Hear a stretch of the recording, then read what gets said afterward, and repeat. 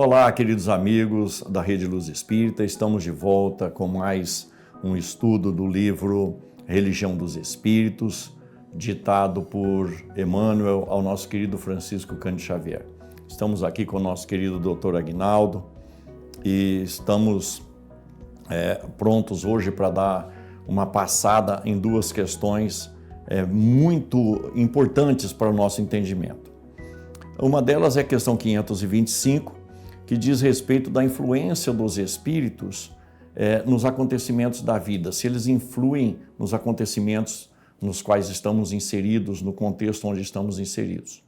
E a segunda questão, muito palpitante, também de extrema necessidade para o nosso entendimento, porque vai de encontro a uma experiência muito difícil e dolorosa, que é a questão 936, também de O Livro dos Espíritos, onde os benfeitores espirituais vão tocar no assunto dos sentimentos nossos e dos espíritos queridos nossos que retornam ao mundo espiritual. De que forma os sentimentos nossos impactam nos espíritos, nos nossos entes queridos, quando eles retornam ao mundo dos espíritos. Como é uma situação que todos nós experimentamos e ela é muito dolorosa, nós precisamos compreender muito bem essa lição. Então, nós perguntamos aqui para o Dr. Aguinaldo, de imediato, essa questão da influência dos espíritos aqui sobre nós outros na Terra. Na pergunta 549 do Livro dos Espíritos, 459 do Livro dos Espíritos, já o Kardec pergunta se os espíritos interferem nas nossas vidas. E a resposta foi o seguinte: mais do que imaginais e de ordinários são eles que vos comandam. Agora, nessa 525, já pergunta se eles interferem nas nossas decisões, né? E a resposta foi o seguinte: se eles aconselham vocês, já estão interferindo. Mas essa interferência, ela não é absoluta, porque eles não fariam isso. Seria uma falta até de caridade, porque se eles resolvessem tudo, não precisaríamos fazer mais nada, só chegar aqui, nos teleguiam, marionetes na mão deles e, logicamente, seria um espetáculo em termos da gente não estar fazendo absurdidades. Mas o aprendizado. Porque a gente aprende até mais com os erros do que com os acertos, né? E o livre-arbítrio existe. E com isso nós vamos ter liberdade de fazer o que a gente bem entende. Essa interferência dos benfeitores sempre benfazeja. Nenhum espírito superior que nos conduz, que nos assiste, vai colocar para nós alguma coisa tipo assim, faça assim, que fica mais fácil. Não. Eles vão dizer assim: olha, seria melhor que você procurasse esse caminho, vai ficar, vamos dizer assim, mais compatível com o seu processo reencarnatório, com as suas necessidades. Jogam na nossa tela mental. Isso, se nós formos reportar a trajetória do tempo, desde que o homem é homem, teve intercessão dos benfeitores espirituais, como também intercessão dos espíritos das trevas, porque a nossa ligação é vibratória. Se eu estiver numa sintonia boa, eu vou criar um clima para que os benfeitores possam me ajudar. Mas se eu estiver numa sintonia ruim, dispar da sintonia, da vibração com esses espíritos elevados e baixar a vibração e entrar na faixa dos espíritos obsessores, logicamente que eu vou ficar exposto. Por isso que Jesus colocou vigiai e orai para não cair em tentação. A invigília é um problema muito sério. O Kardec, Emmanuel estabelece como título desse capítulo ante a mediunidade, porque nós estamos falando daquela facilidade, daquele atributo que todo espírito tem de entrar em comunicação com outros espíritos. Como bem lembrou o Dr. Aguinaldo, em todas as épocas da humanidade, em todas as regiões do globo, nós temos tido a interferência dos espíritos em nossas vidas. E é mesmo uma questão de sintonia. Evidentemente que alguns de nós têm a mediunidade como um atributo mais desenvolvido no sentido de um trabalho específico aqui na Terra. Mas ela é característica de todos os seres humanos. Não é sem razão que os espíritos, então, participam de todas as decisões ou participam junto a todos os seres humanos na Terra. E isso repetindo em todas as épocas da humanidade. E daí decorre não só o desenvolvimento da mediunidade, mas também o desenvolvimento das religiões, que lidam com aquilo que é sagrado, com aquilo que é o invisível. A doutrina espírita nos ensina que nós atraímos os espíritos, né? Indo de encontro ao que o doutor falou, nós atraímos os espíritos de acordo com os nossos pensamentos, mas também de acordo com os nossos desejos e vontades. E aí é que a gente vai eleger esse ou aquele tipo de espírito para guiar ou para nos secundar nas nossas decisões, nos nossos pensamentos, né? Nos encaminhando para boas obras ou para delinquência espiritual, vamos dizer assim. Cabe a nós outros a responsabilidade. E a responsabilidade sempre estará em consonância com aquilo que é pregado pela lei de Deus, que é a lei de amor, não é? Se o benfeitor disse a Kardec que eles intercedem na nossa vida muito mais do que imaginamos, e de ordinário são eles que nos comandam, talvez a gente fique pensando, mas então a nossa vontade, o nosso livre-arbítrio, a nossa decisão é muito pequena? Não. Lógico que os benfeitores sempre vão interceder, sempre, com um ato de misericórdia, porque a gente não se perca nessa trajetória. Os espíritos, eles têm a preocupação de nos tornar mais felizes, mais elevados, menos comprometidos. E eles não vão medir consequências, eles vão fazer tudo. Haja vista a condição de Jesus. Olha, Jesus sai lá de um mundo maravilhoso para reencarnar na Terra, um mundo muito díspar da condição vibratória do Cristo, para nos mostrar o caminho. Isso já é uma intercessão. Ele, como médium de Deus, né, porque foi encarregado dessa tarefa e, logicamente, nessa caminhada, eu acho até que ele teve uma ajuda do Pai, né, em determinado momento, mas ele era senhor absoluto da situação. Os espíritos amigos também têm uma capacidade ímpar. De outra forma, não seriam eleitos para serem nossos espíritos protetores. Mas eles não podem fazer tudo que eles almejam e desejam em relação a nós. Por quê? Se o fizessem, nós seríamos essas criaturas manuseadas sem vontade própria e não teríamos mérito de estarmos, vamos dizer, conquistando alguma coisa e sermos agraciados pela conquista, porque não foi nossa, foi alguém que fez com que nós agíssemos assim. Não. Então eles vão trabalhando a nossa mente, o nosso pensamento. Às vezes nós saímos à noite pelo desdobramento, através do sono, vamos encontrar com essas grandes almas que vão nos orientar. O que não vai faltar nunca é essa orientação. A mediunidade é o meio pelo qual o Espírito nos usa para um determinado fim. Então nós todos somos médiuns. Todos. Não tem uma criatura que não seja. Porque esse vínculo da espiritualidade conosco é imanente. Desde os tempos idos, aquelas criaturas mais atrasadas, reencarnadas na Terra, elas já faziam uma série de absurdidades no sentido de se protegerem contra espíritos malévolos que pudessem comprometê-los. Eles já acreditavam nisso, como também tantos outros faziam determinados sacrifícios, determinadas atitudes, também às vezes até infelizes, visando atrair as pessoas, os espíritos bons para ajudarem-nos naquele exato momento. Então essa vinculação do mundo espiritual com o mundo dos encarnados é estreitíssima. Eles estão sempre muito ligados. Por isso que às vezes a gente quer fazer alguma coisa achando que olha para o lado não tem ninguém. Diz o Paulo, né? Nós estamos num mundo cercado de espíritos. Eles estão sempre ao nosso lado. E a gente quer depois esconder de nós mesmos, não conseguimos.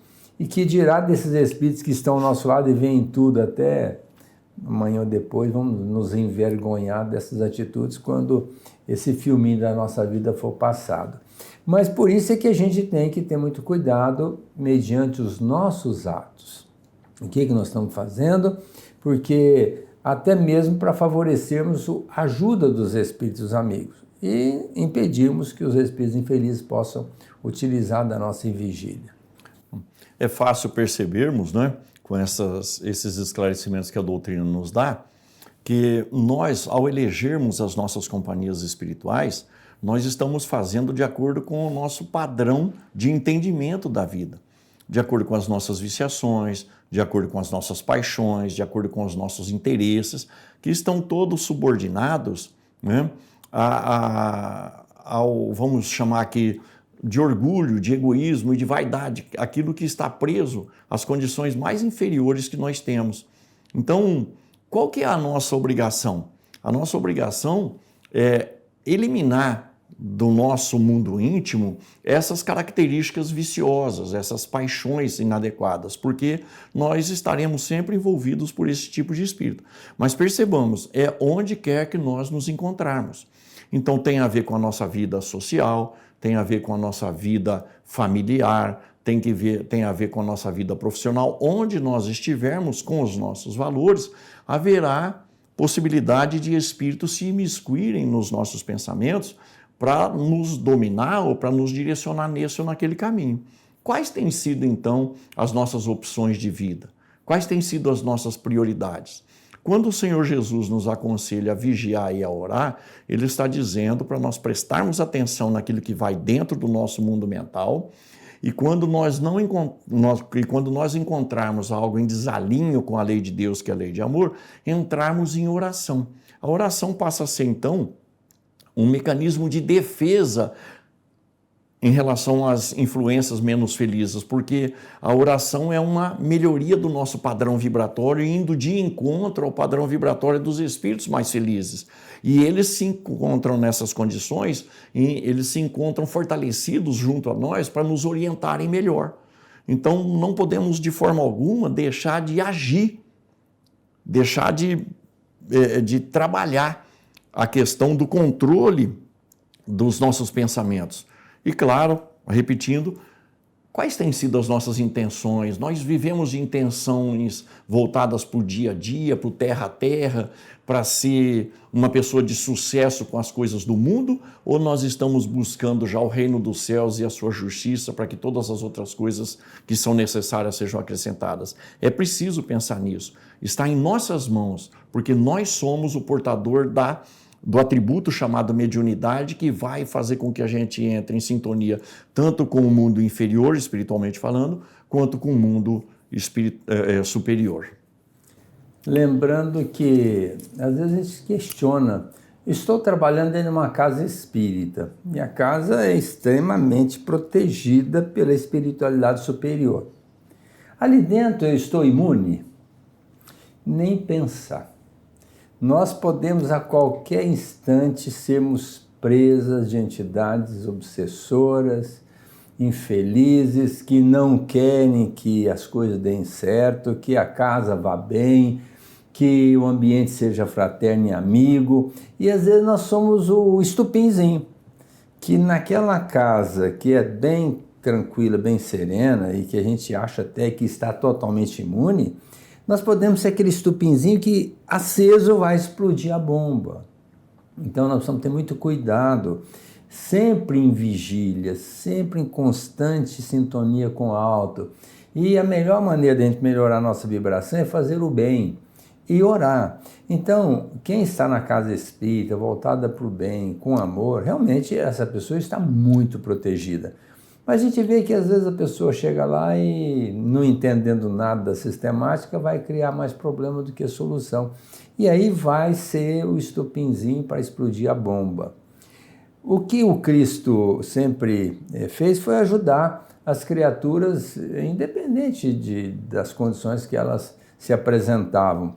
Maria de Magdala, por exemplo, era comprometidíssima socialmente pela sua condição de vida. Mas do momento que ela buscou Jesus, Jesus disse, olha Maria, faça assim, vai dar tudo certo, coisa e tal. Maria entendeu, e tanto é que ele seguiu o Cristo regiamente, não é? Paulo de Tarso foi outro que viu Jesus numa situação extremada, era o maior perseguidor da época do cristianismo. Quando ele vê Jesus, Jesus acreditou nele exatamente pelo seu potencial, deu um toquezinho, fazendo com que ele visse, é um ato mediúnico de clarividência, viu Jesus ali, e a partir daí o Paulo se tornou um grande baluarte na divulgação da doutrina do Cristo. O Pedro mesmo negou Jesus, mas ele sabia que lá no fundo Pedro era uma pessoa muito especial. E investiu alto no Pedro, a ponto de torná-lo um apóstolo, porque no final o Pedro vivia Jesus como Paulo, como tantos outros. Não teve nenhuma dúvida com relação a isso. E o Estevão, por exemplo, estava ali trabalhando pela causa do Cristo e foi preso pelo próprio Paulo, foi o primeiro mártir do cristianismo. Naquele momento em que ele estava para ser morto, assassinado a sangue frio pelos circunstantes, a mando de Paulo, Jesus aparece para ele e disse: Estevão, fica tranquilo.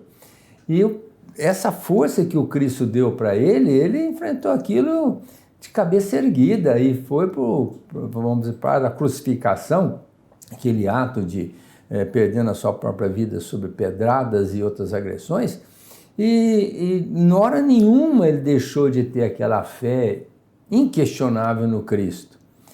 E é o que Jesus tenta passar para nós através dos seus canais competentes, que são os benfeitores amigos, que através da mediunidade de grandes médios escrevem tantas obras. Só que a gente precisa estudar para entender melhor essa sistemática, senão a gente vai ficar só naquela suposição que o plano espiritual nos ajuda e está tudo certo. Não, tudo bem, o plano espiritual nos ajuda sempre, inquestionavelmente, dia e noite. Mas nós precisamos fazer a nossa parte. Ajuda-te e o céu te ajudará. Então, e essa questão da mediunidade, essa mecânica onde é possível um ser pensante desencarnado influenciar um encarnado, o retorno também é possível, o encarnado influenciar o desencarnado, nos remete à segunda questão de estudo hoje, que é a questão da saudade que nós sentimos ou da ausência que nós sentimos daqueles que, unidos ao nosso coração, voltam ao plano espiritual antes de nós. Qual é o impacto das nossas emoções, dos nossos sentimentos no espírito, no nosso ente amado que já se foi de retorno ao mundo dos espíritos? A mediunidade é que vai permitir isso, ou seja, as energias nossas vão alcançar esse nosso ente querido no plano espiritual. E percebamos o seguinte: ele deixou a vida física por uma necessidade do seu destino, vamos dizer assim, do seu momento existencial, porque não cai uma folha de uma árvore sem que Deus o saiba. Ele sai de uma prisão. Esse espírito alcança uma liberdade, ele alcança um outro estágio que vai lhe fazer mais feliz. E se nós nos pegarmos aqui num processo de não aceitação, de reclamação, de revolta por essa separação, toda essa carga de emoção, essa carga de sentimento vai impactar num ser querido nosso, no mundo espiritual, impedindo que ele seja feliz. Então, Kardec ainda faz uma colocação muito interessante, não é? Se alguém está em prisão em companhia de uma outra pessoa e essa pessoa recebe a ordem de liberdade, teria direito o que vai continuar preso de reclamar a presença dele aqui? Não. Então nós também precisamos aprender a lidar com as separações, porque mais dia, menos dia, nós também vamos retornar ao mundo dos espíritos. E a separação não elimina sentimentos, não elimina afeições, ela simplesmente cria um hiato físico, né, que mais cedo ou mais tarde será suplantado pelo nosso retorno ao mundo espiritual, indo de encontro àqueles que já estão lá, ou numa outra oportunidade à frente, esse espírito voltar ao convívio conosco, ainda no mundo físico. Ontem mesmo um casal foi ao meu consultório e o rapaz estava com uma dor abdominal. Eu fiz todos os exames e não encontrei nada. E fui perguntar para ele se havia algum problema. Ah, doutor, tem sim. Eu acabei de perder um filho agora e isso me arrebentou. E eu estou sofrendo muito. Aí eu fui conversar com ele para explicar como é que isso aí funciona. Hoje a gente recebe as mensagens psicografadas e que é um alento para a gente quando tem um ente querido que partiu e às vezes a gente fica sofrendo muito. E como o Navarro mesmo disse, esse sofrimento em excesso acaba atrapalhando essa entidade no plano espiritual. Um dia o Chico Xavier psicografou uma mensagem de uma criança desencarnada, e ela tinha 2 anos. Logo em seguida ela manda uma mensagem para a família, e confortando a família que estava lá com o avô, coisa e tal. E um amigo do Chico perguntou para ele: Chico, mas não é muito cedo para esse espírito de 2 anos, desencarnado recentemente, mandar uma mensagem? Ele disse: não, meu filho, quem mandou a mensagem não foi a criança, foi o avô mesmo, para tranquilizar a família, porque aquele momento de sofrimento, de revolta, de mágoa, de ressentimento até contra Deus, estava atrapalhando o tratamento da criança no mundo espiritual. Então o avô sentiu a necessidade de trazer uma mensagem para tranquilizar a família, para favorecer o tratamento dessa criança no plano espiritual. Então, o Navarro já colocou isso com muita propriedade. Vamos dizer assim, é uma comunicação de 2 mãos, uma para lá e outra para cá. Do jeitinho que às vezes esses espíritos têm algum ressentimento, porque os espíritos não morreram, eles desencarnaram, né? E vão ter os seus sentimentos particulares em relação a nós, às vezes até raiva, rancor, ira e uma série de coisas. Mas às vezes eles têm também saudade, sente a separação, essa volta, às vezes vem na visão deles precoce e antecipada para o mundo espiritual, que causa esse espírito uma certa frustração. Da mesma forma, nós ficamos do lado de cá, achando que desencarnou antes da hora, que não deveria ser desse jeito. Principalmente criança, a gente fica questionando: meu Deus, mas eu queria desencarnar, mas ele deveria ficar aqui no meu lugar, porque eu já estou velho mesmo, a criança está tão jovem. Mas não é assim que funciona, está tudo certo. Deus tem um plano, Jesus comanda o planeta. Então a espiritualidade sabe fazer as coisas acontecer de uma maneira correta e certa. Agora, o que nós temos que fazer? Entender esse mecanismo da desencarnação, da libertação do espírito, e que depois volta. Como outro dia, Divaldo falava que uma senhora que perdeu o marido chegou perto dele e falou assim: Divaldo, estou tão triste, perdi meu marido, mas você não sabe o quanto eu estou sofrendo. Aí o Divaldo olhou para ela e falou assim: mas o seu marido está no seu colo? Aí ela assim: não, como? Esse é meu neto. Pois então, mas ele estava com tanta saudade de você que pediu para voltar logo em seguida. E voltou, seu neto está no seu colo. Então veja que a misericórdia divina, que a espiritualidade não faz para que nós estejamos bem. Não, as possibilidades vão ao infinito, né? E a gente nunca sabe exatamente do que se trata o destino de cada um de nós, porque nós somos seres individuais e nós não somos propriedades de ninguém e ninguém é propriedade nossa. E o Pai, Deus, a causa primária de todas as coisas, a inteligência suprema, trabalha para levar todos os seus filhos à perfeição. O que significa dizer que, vez ou outra, ele vai contrariar as nossas intenções, ele vai contrariar os nossos desejos, porque os nossos desejos quase sempre estão voltados para as coisas do mundo, né? Para a satisfação da nossa vaidade, do nosso orgulho, e a gente deseja que esses espíritos permaneçam conosco ad infinitum, né? E não é bem assim.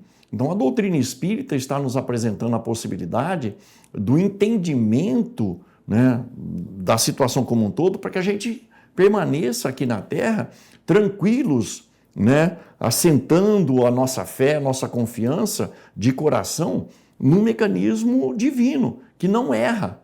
Então, quando sai alguém de próximo de nós outros, voltando ao mundo dos espíritos, é evidente que vai ter saudade, não é? Mesmo porque a gente ama, a gente gosta, mas é preciso dominar isso e compreender que esse espírito voltou para dar sequência ao seu progresso. E é interessante, né, a gente analisar as coisas até como em relação àquilo que acontece na Terra. Nós criamos um filho, por exemplo, fazemos de tudo para educá-lo, dar faculdade para escola, faculdade e tal. Aí ele se forma e ele resolve trabalhar, aceitar uma proposta de trabalho do outro lado do mundo. Lá no Japão, nós estamos no Brasil, lá no Japão, a gente aceita porque ele está buscando um progresso material, um progresso profissional, isso a gente aceita bem. Ora, se ele tem que voltar para o outro lado da vida, a gente não aceita, e ele está buscando o progresso do espírito, então por que a gente aceita as coisas aqui, materialmente falando, a visão material, a possibilidade do contato material, e não aceitamos? Falta do entendimento de como se processa o mecanismo de progresso dos espíritos. Nós estamos finalizando nosso programa, mas eu só queria fazer um relato pessoal. Meu pai desencarnou com 42 anos e eu tinha apenas 1 ano de idade nessa época. 2 anos depois do desencarne dele, ele se comunicou através de uma médium e pediu para a gente seguir o espiritismo. Coisa que naquela época era absurdo, porque nós não entendíamos nada, tudo era tão distante, morávamos no sítio e tivemos que ir a Uberaba para colher subsídio para iniciar na trajetória. Então, hoje, se me perguntaram qual a melhor coisa que aconteceu na sua vida, eu vou dizer o desencarne do meu pai. Porque graças ao desencarne dele, depois ele volta e pede para a gente seguir o espiritismo, e a doutrina é a razão da minha vida, porque é o meu porto seguro, meu escopo, meu alvo, a minha bússola, vamos dizer assim, tudo, porque eu procuro pautar a minha vida dentro dos conceitos que eu recebi, embora com um pouco de dificuldade, mas tenho convicção plena de que a doutrina espírita é a razão da nossa modificação, do toque da nossa consciência, para que a gente aproveite o melhor dessa reencarnação. Então a morte, para mim, não existe, só existe vida no plano físico e no plano espiritual. E pensando assim, nós vamos estar sempre dizendo: Senhor, seja feita a sua vontade, assim na terra como no céu.